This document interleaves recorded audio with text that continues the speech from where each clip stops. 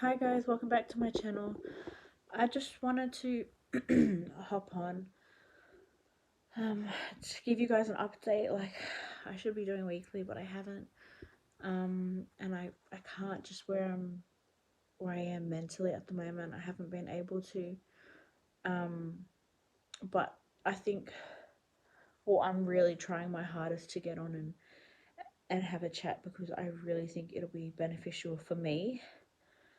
Even more beneficial if some of you reach out and comment on my video and tell me your experiences or anything similar if you've experienced this during your pregnancy.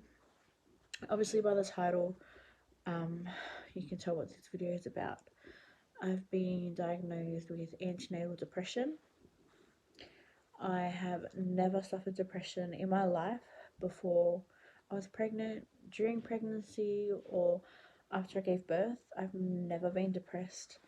Um, yeah, I've had sad days like everyone does, but I've just noticed in the last maybe 6 weeks, I have really been down, and it's more than 1 or 2 days. It can be 3 or 4 days at a time. It can be 3 or 4 days out of a week, where I'm just down physically and down mentally. Um, so yeah, it's been tough. I'll say more like the last month has been really tough on me, and it's been tough since finding out, or since getting like clarity about what's going on with me. And it's good because now I know that something is wrong and we can fix it. I don't know, I'm getting upset already. I haven't even spoken about anything. So yeah, this is probably what this video is going to be about. It's mainly so I can vent, um, and just let things out and just connect. Hopefully, just connect with some of you in the YouTube community, some of you mums out there. Um, so yeah, I'm 19 weeks and 4 days. Got the diagnosis last week.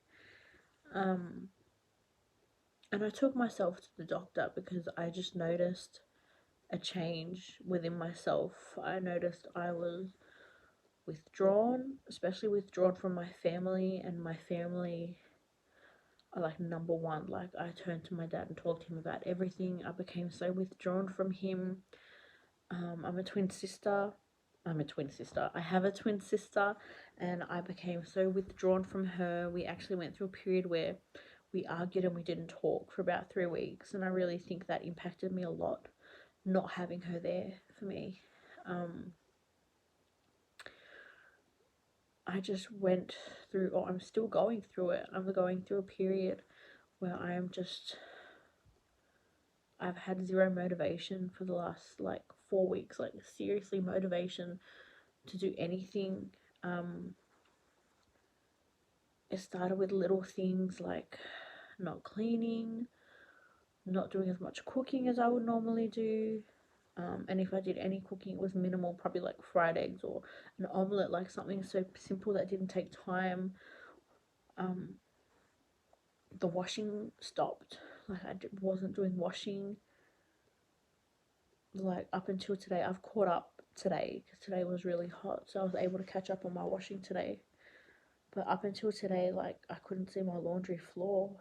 Um, the biggest, I'm sorry, just warning, I'm gonna cry, I can feel it.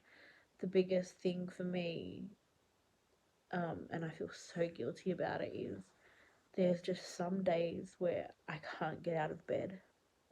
And I really hope it doesn't happen anymore, because you guys know I have 4 kids, and there's just been some days where I literally can't get out of bed, and I can't get them to school, and I feel so guilty for that they have to stay inside and just be inside the house because I can't get my shit together. And that's so hard for me. Like, I feel so guilty for that. Like, Hayden, my eldest, She's 7 in year 1 and she loves school, but because of me, she's not able to go.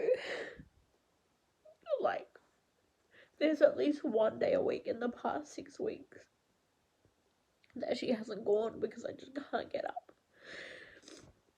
And it's not only that, it's like a two stage thing. It's getting up and then we have to walk.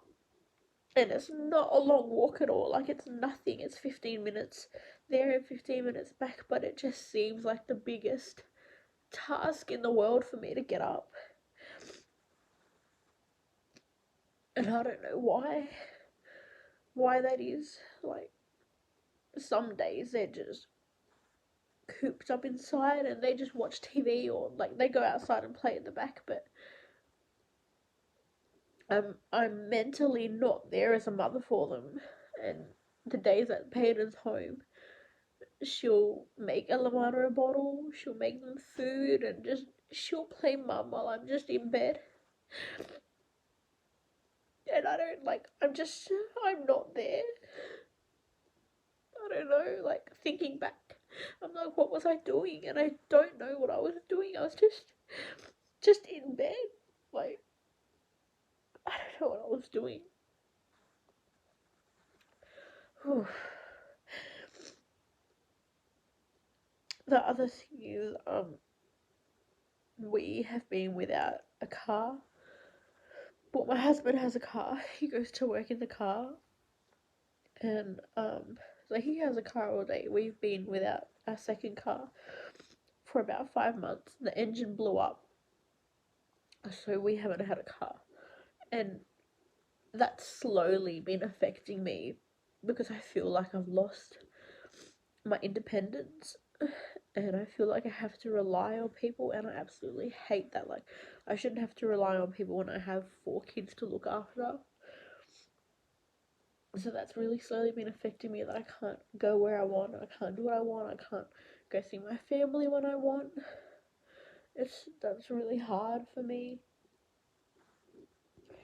So before I went to the doctor, I started piecing it all together, and I just thought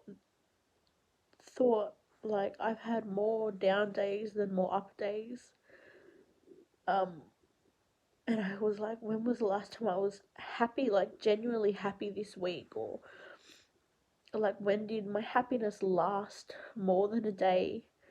When was the last time I could get up a week straight and just get up and follow routine? Like, literally, the kids' routine is so stuffed up, and it's because of me. So I pieced all that together and I just thought about it, and then I spoke to a friend and I told her everything I was feeling, and she said that I should go get help. Um, and then after I spoke to her, I felt like I needed more confirmation. So I spoke to Lifeline, which is a hotline here in Australia that we have where we can call up and talk to. I don't know if they're like certified counselors, but you can talk to them and vent to them. So I called them up and I spoke to a much older lady. She sounded like she was probably 60 or 70. And she just, sorry, she just took everything that I was feeling right out of my mouth, like she'd been there. And she just kept saying, it's hard. I know it's hard. It's okay that it's hard. It's okay to admit that it's hard. Um, and then she said, it's hard, isn't it? And I literally broke down to her because I was so afraid, embarrassed, ashamed to admit that it's been hard for me, because before these weeks that I've been feeling like this, I was on top of everything. Like, the house was clean, the cooking was done every night. At 6 o'clock, we'd have dinner by 7. Kids are in bed at 8:30. Like, we had a routine. I was on top of it all. I had a schedule for my uni. I was on top of my uni, and now everything's on top of me. And I was just scared to admit that it was hard, because in my head, if I tell people that I'm having a hard time, they're going to blame my kids for that. And I don't want any blame to go to my kids, because I seriously have 4 kids. Sorry, I seriously have good kids. Like, I know I have 4 of them, but they're well behaved. Like, they're not little rat bags. They don't like, they're not naughty to me. Like, they're really good kids. So I'm not stressed out because my kids are brats. Like, it's not that. It's just that with me being down and me stopping things and having zero motivation to do things, everything piled up and I couldn't catch up, and then I just stopped doing whatever I had to do. And while I was on the phone to that lady, it was so hard to admit, and I just felt so much guilt. I don't know where this guilt was coming from, but I felt so much guilt when I did say it was hard. I can't process that because I don't know where that guilt's coming from. Yeah, I don't know.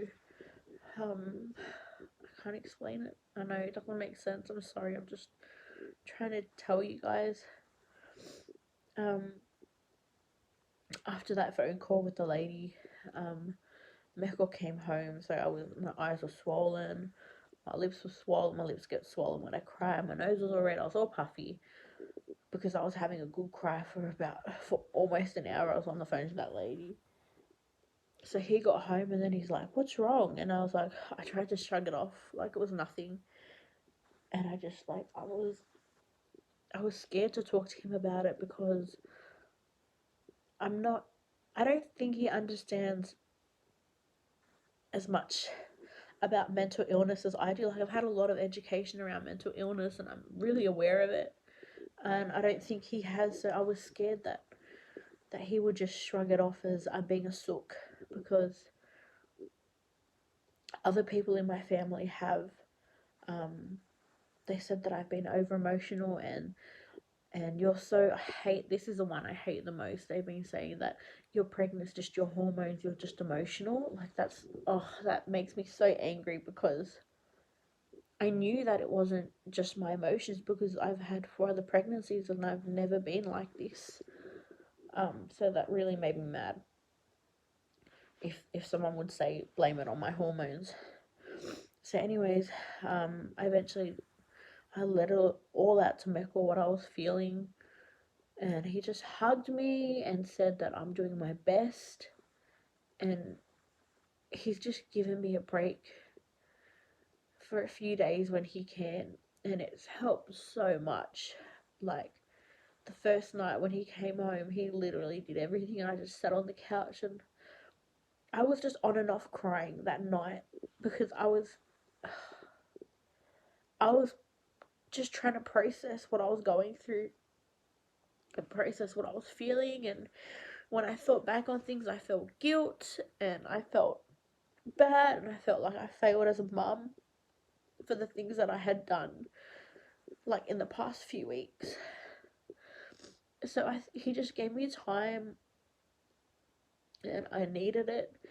And he put the kids to bed, and when the kids were in bed, I went and had a bath, and I needed it. I can't remember the last time I had a bath, like, or I can't remember the last time I was bothered to go run a bath for myself and just sit there and just be with myself. I just, like, needed time by myself. And I get that every night. Like, my kids are in bed at 8:30 and I don't sleep till maybe 10:30, 11 at night. So I do have time for myself. But I wasn't just by myself, if you understand. Like, I'd be watching a movie, or I'd be in bed scrolling, or I'd be studying. I wasn't just present with me. So to just have that time to just sit in the bath and just be with me, I needed it.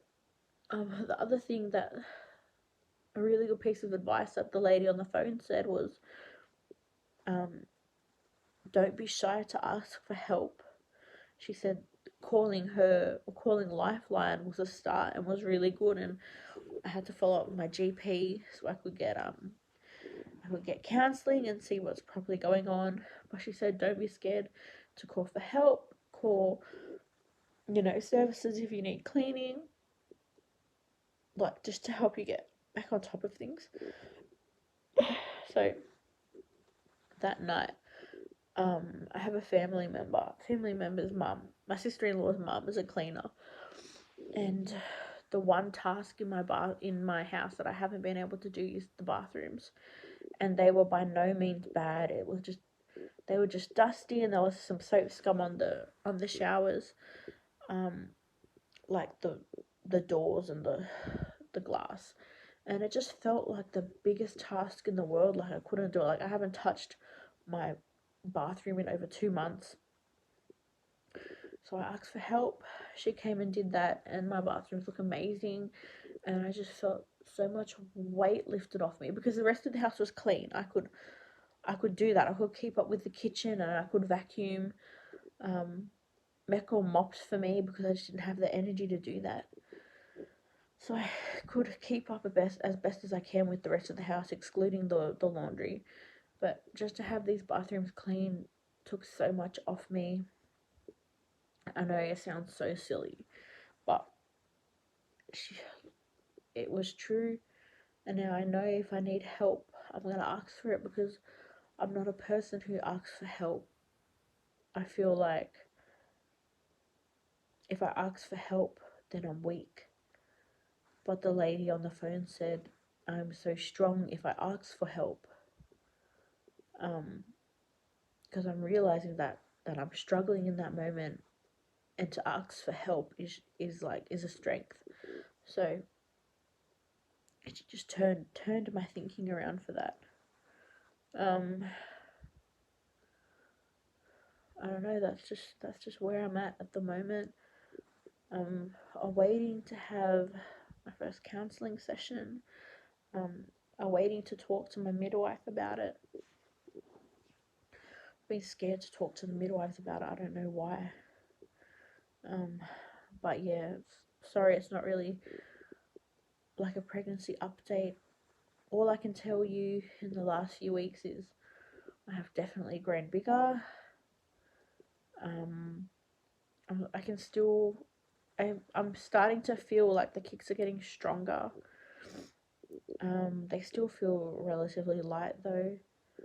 We're not finding out what we're having, but at this stage, I'm leaning towards a boy. I don't know why. That's just what I feel. So yeah, we have a morphology scan next week. I have a midwife appointment next week, and yeah, that's just where I am. If you guys have been in this situation, have been diagnosed with antenatal depression, reach out to me in the comments. I would love to hear from you. Love to know that. Well, obviously, I know I'm not alone, but I don't know. Just reach out if you can.